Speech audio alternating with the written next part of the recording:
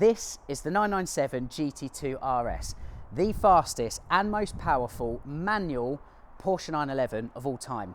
In this video, we're going to drive the modern day Widowmaker and find out why it's so damn special.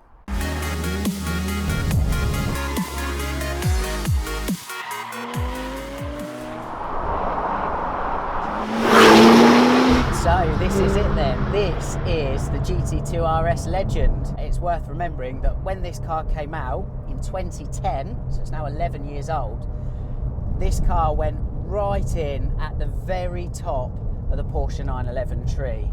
Nothing was better than it. It really did represent the ultimate in the Porsche 911 performance stakes, with 620 horsepower, a 0 to 62 time of 3.5 seconds and a top speed of 205 mile an hour. This really is the real deal. Previously it was the 997 Turbo S that was the fastest and most powerful 911 of all time for the road, of course. 530 horsepower that had and a top speed of around about 200 mile an hour. This thing, as I say, 205 mile an hour, but 620 horsepower. That is a monumental jump of 90 horsepower. And of course the Turbo S manages all of that with the relative comforts and aids of all-wheel drive and PDK. The GT2 RS is rear-wheel drive only, manual and extremely lightweight. But the Turbo S isn't the 997 GT2 RS's rival, not really. It's a completely different car. This really is building on the legacy of its ancestors in the 993 GT2, the 996 and then latterly the 997 GT2. All started with the 993 GT2 of 1995, which was essentially a stripped out 911 turbo with more power, and that power was sent to the rear wheels only.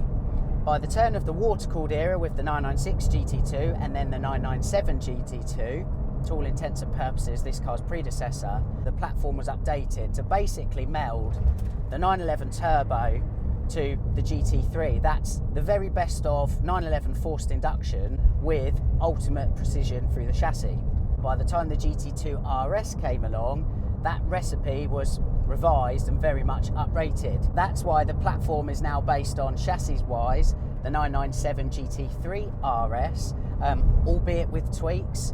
The rear suspension, for example, has a lot of rose joints. The lower arms are made of aluminium to save weight. And then the engine itself is based not on the 911 turbo, of which the GT2 is based on, but the GT2 itself. With revision, we're talking new turbochargers, new intercoolers, new pistons, new engine management system, and boost raised from 1.4 bar as a maximum to 1.6 bar. This is 90 horsepower faster than the 997 GT2. It's also 70 kilos lighter for a kerb weight of 1,370 kilos. Now, the power to weight ratio on this car is therefore insane. It is precisely double that of a 997.2 Carrera.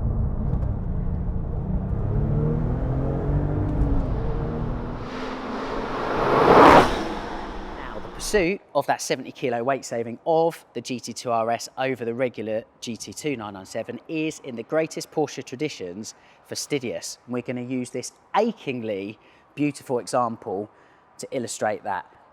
As we know, there are only 500 of these produced full stop for markets worldwide, so it's a rare beast, the third rarest 997 behind the exclusive Speedster and Sport Classic. In terms of right-hand drive, UK C16 specification cars like this, there's only 19 of them on planet Earth. This is the Club Sport version. It also has the optional and extremely expensive carbon fibre front wings. We'll start with the back of the car to look at the weight saving, starting with lightweight polycarbonate on the GT2. They were glass. The wheels specifically made for the GT2, they're lightweight. The GT2 RS obviously also comes with ceramics, for its stopping ability, but again, it means lighter rolling mass over the usual big reds. These tyres with its spec of 325 3019s, Michelin Pilot Sport Cup 2s. It was Cup 1s, obviously, originally when this car came out. This tyre in this spec was made uniquely for the 997 GT2 RS. The exhaust, meanwhile, is tweaked and the lower arms are also made of lightweight aluminium. Weight saving is all over this car, and as I say, it all helps reduce that mass by 70 kilos to 1,370 and gives that amazing power to weight ratio that we talked about earlier on. The GT2 RS has wider front wheels over the GT2. To house those wider front wheels, you have a slight difference to these front arches. They're more flared. Unlike the RS 4 litres, which are essentially stuck on, these are kind of melded into the GT2 RS's body. As I mentioned, the carbon fibre front wings, they were actually an optional extra. It is a 5-figure sum to get these on your car. Not all of them, believe it or not, came with these, so extremely rare. Obviously, as well, with the rather monumental step up in power that the RS has over its GT2 equivalent, the aerodynamics need to be managed. That means at the front, there's a new, revised and deeper front splitter. Then, at the back of the Rennsport, we have an iteration of the GT2 wing, which of course has these gaping holes for induction. This sits 10mm higher on the RS over the GT2, and the RS also has that additional gurney flap on the trailing edge of this wing, which obviously is formed from carbon fibre. As you can see then, a vast reworking of the GT2 platform, wholly befitting of that Rennsport badge. How does it drive on the public road? Let's get back to the driving and find out. I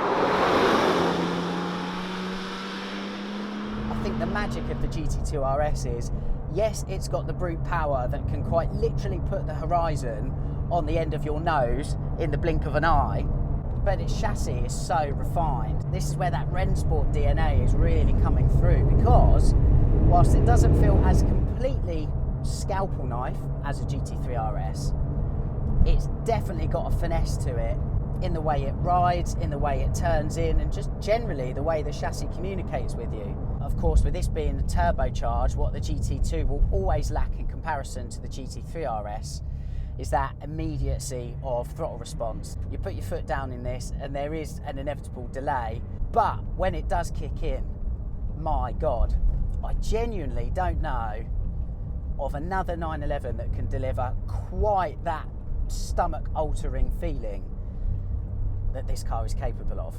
The fact this 997 is manual and rear-wheel drive adds a real intensity to the GT2 RS that's not yet been repeated in any other 911 in the same way.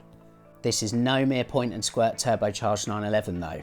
There's a tactility to this beautiful 997 supplied by Jonathan Franklin Cars, which again has the hallmarks of that famous RS influence and makes for a convincing amalgamation of two long-standing Porsche ideologies, turbo and Rennsport. Of course, the GT2 RS story didn't end here. This was replaced at the top of the 911 tree by the 991 GT2 RS around about 2018. Yes, the 991 GT2 RS is the quicker and faster and generally better machine, but it does that with the aid of PDK and rear axle steering and all the rest of it. This is wonderfully mechanical by its nature. That manual gearbox is exquisite, completely unfiltered by computer aids that subsequent cars have had. And this is where it comes back to it, which is what I said at the top of the video. This still, despite it being 11 years old, remains the fastest manual Porsche 911 ever. And the way things are going in terms of the technological creep on the Porsche 911, you can damn well bet that this therefore will never be beaten.